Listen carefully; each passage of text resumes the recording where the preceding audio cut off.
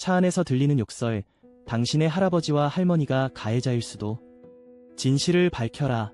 당신만을 생각합니다. 오직 당신만을 향하여 말을 하고 오직 당신만을 향하여 행동합니다. 가해자. 이 글은 블랙 코미디 형식으로 작성되었습니다.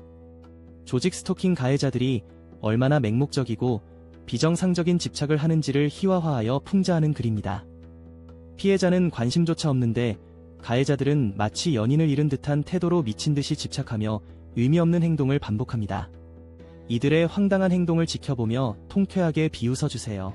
조직 스토킹은 단순한 괴롭힘이 아닙니다.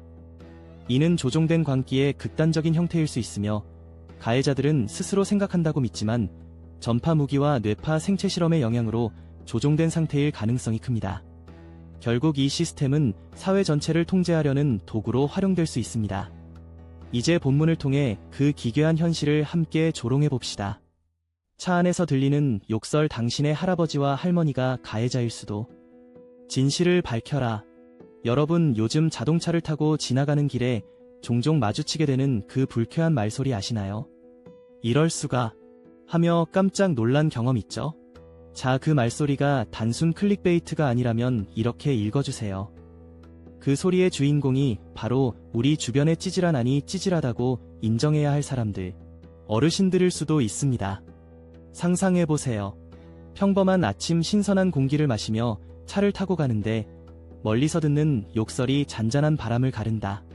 그런 상황에서 당신의 할아버지나 할머니가 마치 경쟁이라도 하드된 갸우뚱한 년이라고 외치고 있다면 스스로를 똑바로 바라보지 못하는 그들은 대체 어떤 드라마 같은 상황에 가담하고 있는 걸까요?